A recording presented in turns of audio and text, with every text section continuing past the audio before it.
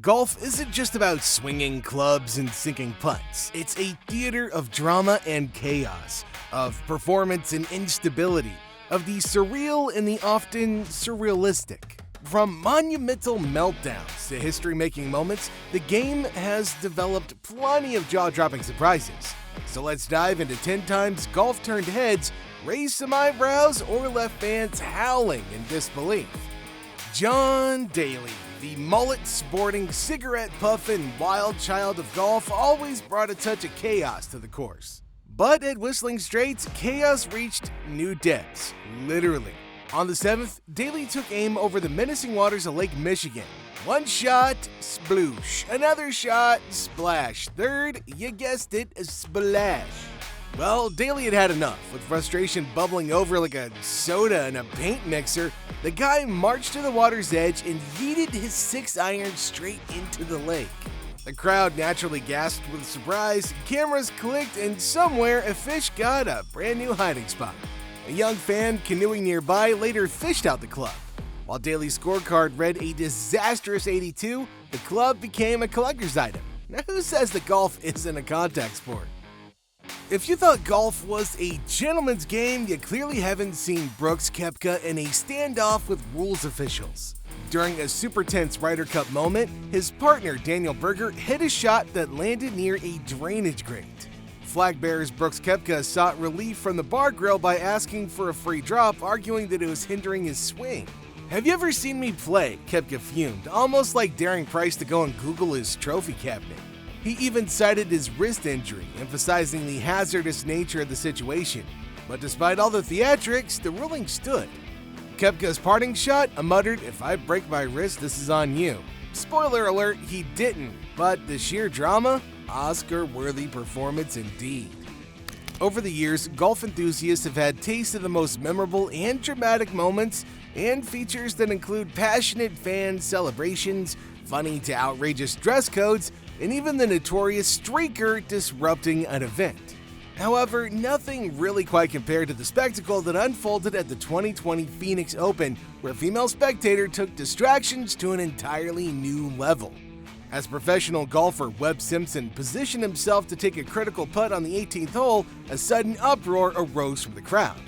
Well, to everybody's astonishment, a woman in the audience lifted her shirt, creating a wave of laughter, gasps, and a flurry of blushing faces among the spectators. Charlie Hall isn't your typical golfer. During a Solheim practice round, she proved exactly why, delivering a moment so unexpected that it became legendary. Strolling down the fairway with her usual relaxed confidence, she suddenly veered off course. She spotted a spectator who looked prepared for a little bit more than just, golf. So she smiled and asked, "Got a lighter?"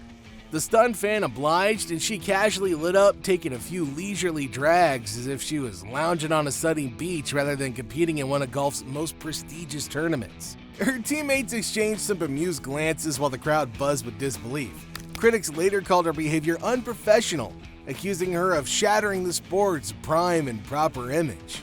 The fans loved it, and they called her a breath of fresh air. Not literally, of course.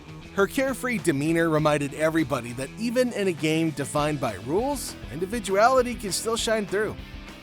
The Phoenix Open is golf's version of a frat party, a chaotic mix of rowdy fans, flowing drinks, and the kind of heckling that makes even seasoned players flinch. But in 2024, the shenanigans reached entirely new heights. Zach Johnson, the perfect picture of calm professionalism, found himself tested when a relentless heckler kept calling him Grandpa. Normally unfazed by jabs, Johnson finally snapped, turning to the offender and delivering a sharp, "Say it again and we'll see who's still standing." Naturally, the crowd roared in approval, though it was kind of unclear if they were on Johnson's side or just enjoying the drama. Meanwhile, Billy Horschel became a walking target thanks to his flamboyant, rainbow-colored pants. One fan shouted, "Did your toddler pick those out?" Without missing a beat, Horschel shot back, "No, but he's got better aim than you." Zinger. The atmosphere boiled with tension and laughter, proving that at the Phoenix Open, trash talk is par for the course. Paige Spiranak, the social media darling of golf, often finds herself in the spotlight and not always for the right reasons.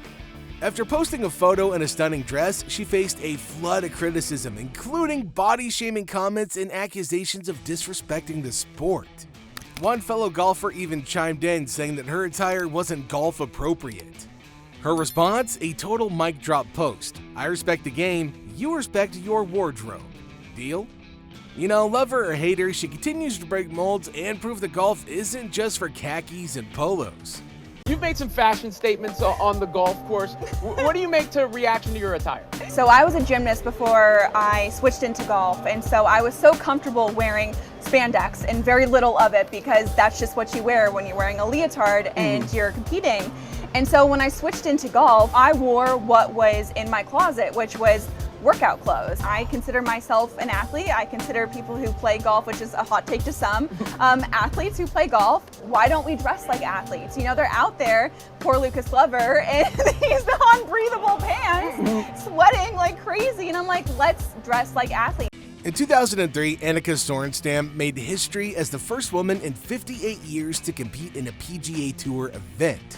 But not everybody was cheering. Vijay Singh made waves by publicly stating that he didn't want to play alongside her, arguing that women didn't belong on the men's tour. She handled the backlash with grace, focusing on her performance and finishing strong.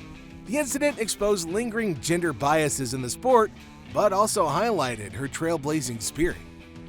Natalie Golbis made headlines in 2005 when Sports Illustrated featured her in a body paint photo shoot. Well, as you can imagine, critics were outraged, claiming the images undermined her credibility as a professional golfer. She shrugged off the backlash, saying, "If Tiger can do ads for razor blades, why can't I celebrate my body?"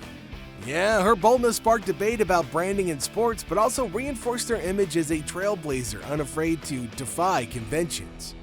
Michelle Wie's stance has always been unique, but Rudy Giuliani took it to a whole new and wildly inappropriate level during a podcast. While recounting a golf round, he made objectifying comments about her posture, focusing on her appearance rather than her skill. She fired back on social media, calling out the casual sexism that women often endure. Her clapback wasn't just personal, it was a rallying cry for women in sports in general.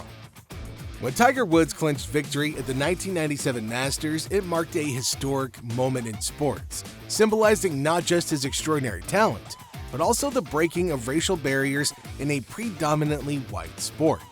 The atmosphere should have been one of pure celebration, highlighting his immense skill and dedication.